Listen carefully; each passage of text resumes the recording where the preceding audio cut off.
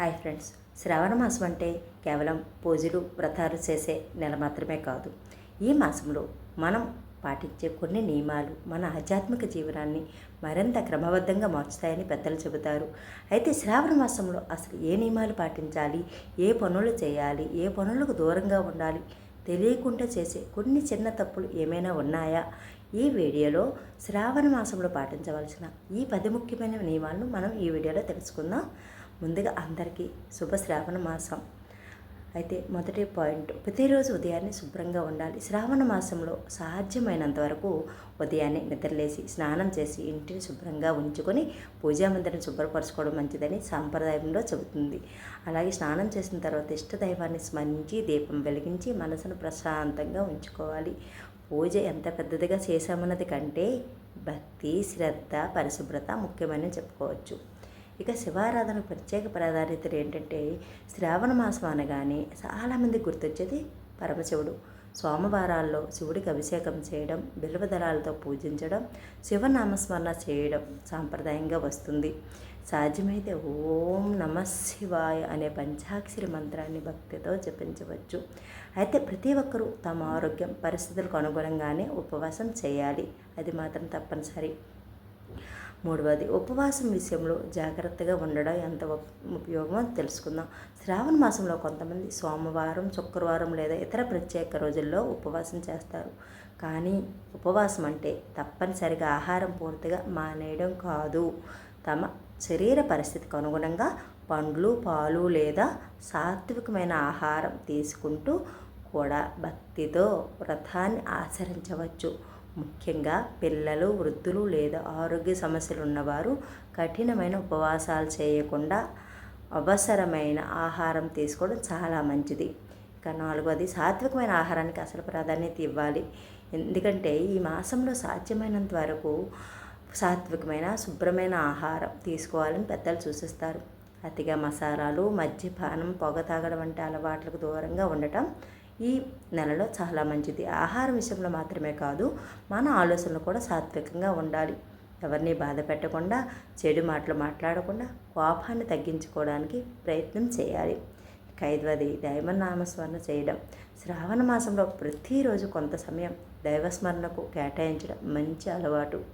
శివుణ్ణి ఆరాధించేవారు ఓం నమః శివాయ అని జపించవచ్చు. విష్ణువుని ఆరాధించేవారు విష్ణునామస్మరణ చేయవచ్చు. తమ కుటుంబ సాంప్రదాయ ప్రకారం ఇష్టదైవాన్ని భక్తితో పూజించవచ్చు.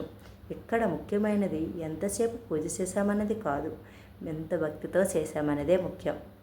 ఇక ఆరవది, శ్రావణ శుక్రవారాలకు ప్రత్యేకత ప్రాధాన్యత ఎందుకు? శ్రావణ మాసంలోని శుక్రవారాలను చాలామంది ఎంతో పవిత్రంగా భావిస్తారు.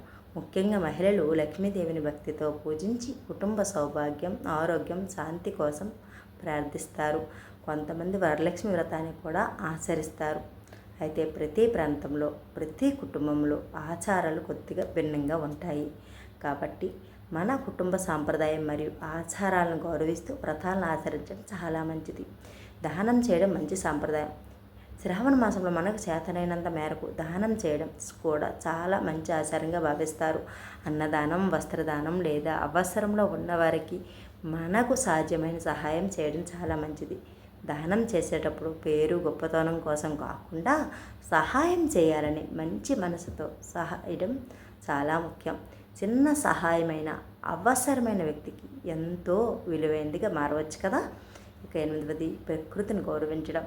శ్రావణ మాసం వర్షాకాలంలో వస్తుంది కాబట్టి ఈ సమయంలో ప్రకృతి పచ్చదనంతో కలకలలాడుతుంది కదండి. అందుకే చెట్లను కాపాడటం, అవసరం లేకుండా మొక్కలను నాశనం చేయకపోవడం, నీటిని వృధా చేయకపోవడం వంటి మంచి అలవాట్లను పాటించవచ్చు.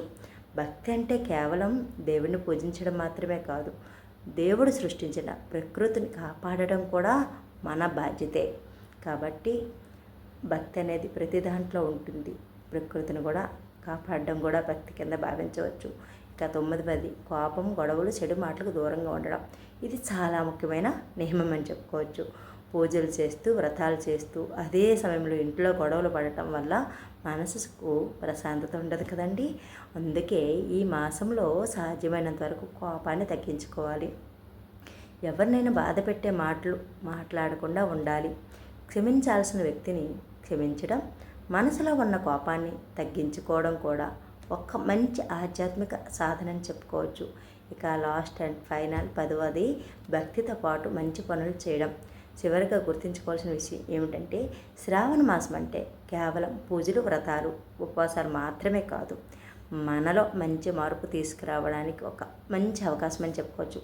ఒక మంచి అలవాటు మొదలు పెట్టండి, ఒక చెడు అలవాటును తగ్గించుకోండి, ఒక అవసరమైన వ్యక్తికి సహాయం చేయండి, కుటుంబ సభ్యులతో ప్రేమగా మాట్లాడండి, ప్రతిరోజు కొంత సమయమైన దైవస్మరణకు కేటాయించుకోండి. ఇలా చేస్తే ఈ పవిత్రమైన మాసాన్ని మరింత అర్థవంతంగా గడుపుకోవచ్చు.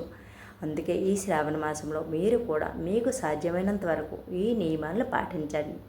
పరిశుభ్రత, దైవస్మరణ, సాత్వికమైన ఆహారం, మంచి ఆలోచనలు, దానం, ప్రకృతి సంరక్షణ, ఇతరుల పట్ల ప్రేమ, ఇవన్నీ మన జీవితంలో అలవాటుగా మారితే శ్రావణ మాసం మనకు కేవలం ఒక పండుగ మాసంగా కాకుండా మనలో మంచి మార్పు తీసుకొచ్చే పవిత్రమైన మాసంగా మారుతుందని చెప్పుకోవచ్చు. మీకు కానీ ఈ సమాచారం నచ్చినట్లయితే ఈ వీడియోను లైక్ చేసుకొని మీ కుటుంబ సభ్యులకు షేర్ చేసుకొని, మీరు ఇంకా సబ్స్క్రైబ్ చేయనట్లయితే సబ్స్క్రైబ్ చేసుకోండి. ఈ శ్రావణ మాసం అందరికీ శుభాలు కలగాని కోరుకుంటున్నాను. ఓం నమః శివాయ. ఓం నమో నమః శివాయ. Thank you.